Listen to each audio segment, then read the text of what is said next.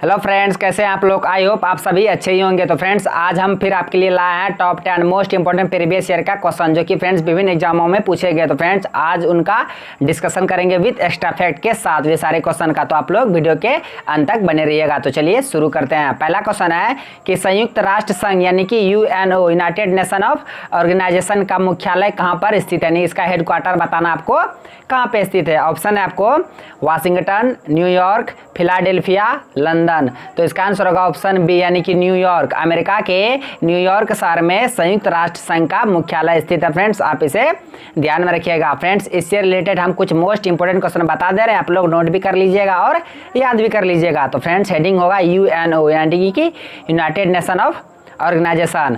पूछेगा इसका मुख्यालय कहाँ पे स्थित है, तो आपको बता दिए न्यूयॉर्क में। अब पूछेगा किस द्वीप पर स्थित है, तो फ्रेंड्स ये मैनहट्टन द्वीप पर इसका मुख्यालय स्थित है, अमेरिका के न्यूयॉर्क शहर के मैनहट्टन द्वीप पर। और उसके बाद पूछेगा कि यूएनओ का स्थापना कब हुआ, तो 24 अक्टूबर 1945 को यूएनओ का स्थापना हुआ। नेक्स्ट क्वेश्चन पूछेगा कि यूएनओ दिवस कब मनाया जाता है, संयुक्त राष्ट्र संघ दिवस कब मनाया जाता है। तो 24 अक्टूबर 1945 को स्थापना हुआ था। जाहिर सी बात है कि 24 अक्टूबर को ही प्रतिवर्ष संयुक्त राष्ट्र दिवस मनाया जाता है, यानी कि आप इसे ध्यान में रखिएगा। नेक्स्ट क्वेश्चन इससे पूछेगा कि इसके कुल कितने अंग हैं, तो यूएनओ के कुल 6 अंग है। कितने अंग है? 6 अंग है। कौन कौन है हम बता दे रहे हैं, आप लोग सुनिएगा। महासभा, सुरक्षा परिषद, सचिवालय, अंतर्राष्ट्रीय न्यायालय, न्यास परिषद, सामाजिक और आर्थिक परिषद। तो फ्रेंड्स, कुल 6 अंग है यूएनओ का। 6 अंग में से एक अंग का मुख्यालय नीदरलैंड का द हेग में है, जो कि अंतर्राष्ट्रीय न्यायालय का। बाकी 5 का मुख्यालय अमेरिका में ही है, आप इसे ध्यान में रखिएगा। और पूछेगा वर्तमान में मतलब जो सचिवालय है अंग है जो संयुक्त राष्ट्र संघ के सचिवालय के मतलब अभी महासचिव कौन है यूएनओ के, तो एंटोनियो गुटेरेस अभी यूएनओ के महासचिव हैं, जो कि पुर्तगाल देश से बिलोंग करते हैं। और पुर्तगाल, आप इसे ध्यान में रखिएगा। ये सारे क्वेश्चन हम यूएनओ से रिलेटेड बता दिए, आप लोग इसे नोट कर लीजिएगा। तो चलते हैं अब नेक्स्ट क्वेश्चन की ओर। तो फ्रेंड्स, नेक्स्ट क्वेश्चन भी यूएनओ से ही रिलेटेड है, आप इसे भी ध्यान में रखिएगा। क्वेश्चन है कि संयुक्त राष्ट्र संघ में सुरक्षा परिषद जो होते हैं, सिक्योरिटी काउंसिल के अस्थायी सदस्यों की संख्या है। आपको बताना है कि यूएनओ का जो एक अंग है सुरक्षा परिषद, उसमें कुल अस्थायी देशों की संख्या कितनी है। ऑप्शन में आपको दे रखा है 4, 5, 6, 7। तो इसका आंसर होगा ऑप्शन बी यानी कि 5। 5 देश अस्थायी सदस्य हैं संयुक्त राष्ट्र के सुरक्षा परिषद में और 10 अस्थायी हैं। तो फ्रेंड्स, सुरक्षा परिषद जो है सिक्योरिटी काउंसिल, इसमें कुल 15 सदस्य हैं, 15 देश सदस्य हैं, जिसमें से 5 देश अस्थायी सदस्य, 5 अस्थायी सदस्य है और जो 10 है वो अस्थायी सदस्य है और उनका कार्यकाल 2 वर्ष का होता है, आप इसे ध्यान में रखिएगा। और क्वेश्चन पूछेगा कि भारत यूएनओ के सदस्य कब से है, तो फ्रेंड्स भारत 1945 से यूएनओ के सदस्य है, आप इसे भी ध्यान में रखिएगा, बहुत इंपॉर्टेंट क्वेश्चन है। तो फ्रेंड्स, चलते हैं अब नेक्स्ट क्वेश्चन की ओर। तो फ्रेंड्स, क्वेश्चन का डिटेल थोड़ा लंबा हो जा रहा है, आप लोग टेंशन मत लीजिएगा, आप लोग क्वेश्चन का आनंद लीजिएगा और लाइक भी कर दीजिएगा वीडियो में। तो फ्रेंड्स, नेक्स्ट क्वेश्चन है कि महावीर स्वामी का जन्म 540 ईस्वी पूर्व में किस स्थान पर हुआ था। जो जैन धर्म के 24वें तीर्थंकर थे महावीर स्वामी, उनका जन्म किस स्थान पर हुआ था। ऑप्शन में आपको दिया है वैशाली, मगध, सारनाथ, नन, यानी कि इनमें से कोई नहीं। तो इसका आंसर होगा ऑप्शन ए यानी कि वैशाली।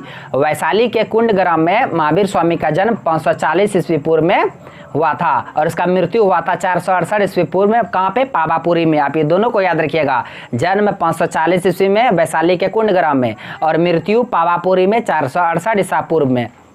तो फ्रेंड्स, इतना सारे क्वेश्चन आप महावीर स्वामी से याद कर लीजिएगा रिलेटेड। तो चलते हैं अब नेक्स्ट क्वेश्चन की ओर।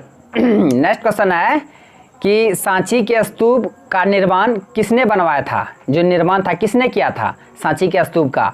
तो ये फ्रेंड्स बौद्ध धर्म से संबंधित है और ये सांची का स्तूप का निर्माण किसने कराया था आपको बताना है। ऑप्शन में आपको दिया है समुद्रगुप्त, चंद्रगुप्त, अशोक, उसके बाद स्कंदगुप्त। तो इसका आंसर होगा ऑप्शन सी यानी कि अशोक। अशोक जो थे ये मौर्य वंश के शासक थे, मौर्य वंश के तृतीय शासक थे, जो कि बिंदुसार के बेटे थे अशोक, और इन्होंने ही सांची के स्तूप का निर्माण कराया था। और क्वेश्चन पूछेगा कि सांची का स्तूप कहाँ पे है, तो ये मध्य प्रदेश के रायसेन जिले में स्थित है सांची का स्तूप, जो कि बौद्ध धर्म से संबंधित है और इसका निर्माण कराए थे कौन? अशोक ने। और इससे एक मोस्ट इंपोर्टेंट क्वेश्चन बनते हैं, जो कि अभी हाल फिलहाल में जो एनटीपीसी का एग्जाम हुआ था, आरआरबी एनटीपीसी का, उसमें पूछे थे क्वेश्चन कि सांची के स्तूप को यूनेस्को की सूची में कब शामिल किया गया था। फ्रेंड्स, 1989 को सांची के स्तूप को यूनेस्को की सूची में शामिल किया गया था, आप इसे भी ध्यान में रखिएगा। रखिएगा। तो चलते हैं अब नेक्स्ट क्वेश्चन की ओर। फ्रेंड्स नेक्स्ट क्वेश्चन है कि स्वतंत्र भारत के प्रथम शिक्षा मंत्री कौन थे। ये क्वेश्चन प्रीवियस ईयर में पूछे गए तो फ्रेंड्स, जो कि एलडीसी में पीटी में पूछे गए थे कि स्वतंत्र भारत के प्रथम शिक्षा मंत्री कौन थे। ऑप्शन है आपको गोविंद बल्लभ पंत, अबुल कलाम आजाद, जाकिर हुसैन, दादा भाई नौरोजी। तो इसका आंसर होगा ऑप्शन बी, यानी कि अबुल कलाम आजाद थे भारत के प्रथम शिक्षा मंत्री। फ्रेंड्स आप इसे ध्यान में रखिएगा। इससे एक और क्वेश्चन पूछेगा कि एक बहुत ही महत्वपूर्ण पत्रिका है फ्रेंड्स अल हिलाल। तो फ्रेंड्स कभी क्वेश्चन पूछा कि बहुत बार एग्जाम पूछा भी है कि अल हिलाल नामक पत्रिका का संपादन किसने किया था, किसने शुरू किया था अल हिलाल नामक पत्रिका का। तो ये अबुल कलाम आज़ाद ने ही किया था अल हिलाल नामक पत्रिका की शुरुआत। आप इसे ध्यान में रखिएगा। और ये भारत के प्रथम शिक्षा मंत्री थे अबुल कलाम आज़ाद। तो चलते हैं अब नेक्स्ट क्वेश्चन की ओर। नेक्स्ट क्वेश्चन है कि छत्तीसगढ़ राज्य का स्थापना किस वर्ष हुई थी। तो फ्रेंड्स बताना जो छत्तीसगढ़ राज्य है किससे अलग हुआ था और ये कब इसका स्थापना किया गया था। ऑप्शन आपको 1997 ईस्वी, 1999, 2000, 1998। तो फ्रेंड्स इसका आंसर होगा ऑप्शन सी, यानी कि 2000 में। 1 नवंबर 2000 को छत्तीसगढ़ मध्य प्रदेश से अलग एक राज्य बना था। कब? 1 नवंबर 2000 को छत्तीसगढ़ राज्य बना था। इसका स्थापना हुआ था, किससे अलग हुआ था, तो ये मध्य प्रदेश से अलग हुआ था छत्तीसगढ़ 1 नवंबर 2000 को।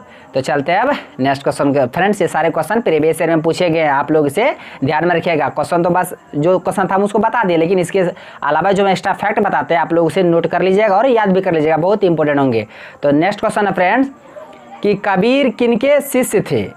ऑप्शन आपको गुरु नानक, रामानुज, शंकराचार्य, रामानंद। तो इसका आंसर होगा ऑप्शन डी, यानी कि रामानंद के शिष्य थे कबीर। कबीर किनके शिष्य थे, तो रामानंद के शिष्य थे।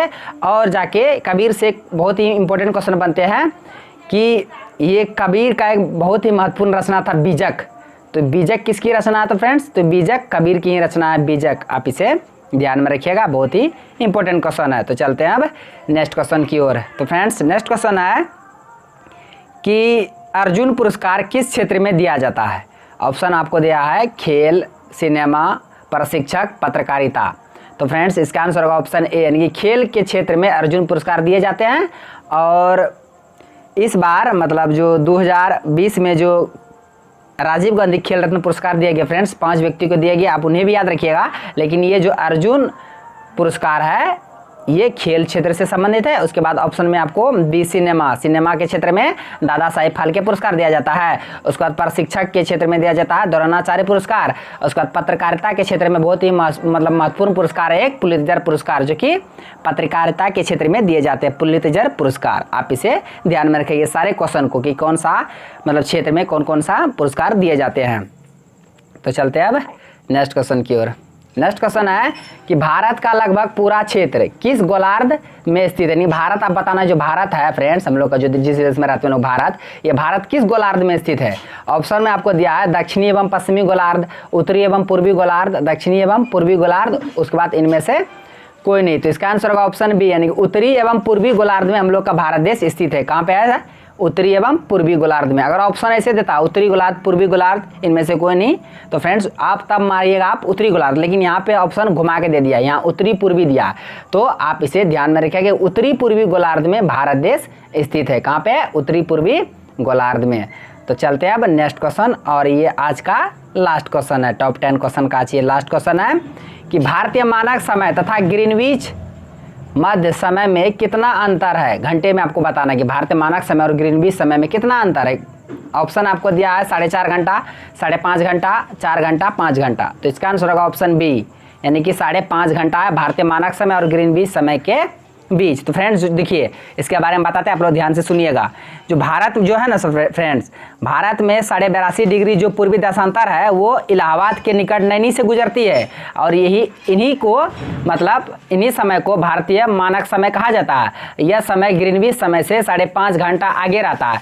अगर देखिएगा कि ग्रीनविच में जब दोपहर के 12 बजे अगर रहता है, अगर 12 बजता है ग्रीनविच में दोपहर में, तो उस समय भारत में कितना बजेंगे, तो 5.5 बजेंगे। चूँकि ग्रीनविच का समय और भारतीय मानक का समय के बीच अंतर जो 5.5 घंटे का अंतर है, इसीलिए अगर ग्रीनविच में दोपहर का 12 बजे अगर होगा तो वो भारत में कितना बजे होंगे उस समय, तो 5.5 बजे होंगे। तो फ्रेंड्स आप इसे ध्यान रखिएगा। तो फ्रेंड्स इतना सारा क्वेश्चन था आज का टॉप 10 क्वेश्चन के अंदर। तो फ्रेंड्स हम सारे क्वेश्चन को समझा दिए विद एक्स्ट्रा फैक्ट के साथ। तो फ्रेंड्स अगर आप नए हैं तो तो मेरे यूट्यूब चैनल करेजी जीएस अड्डा को सब्सक्राइब करें और बेल आइकन को भी हिट कर दीजिए ताकि हर एक लेटेस्ट वीडियो का नोटिफिकेशन तुरंत आप तक पहुंच जाए। थैंक्स फॉर वॉचिंग वीडियो, धन्यवाद। मिलते हैं अब नेक्स्ट वीडियो में।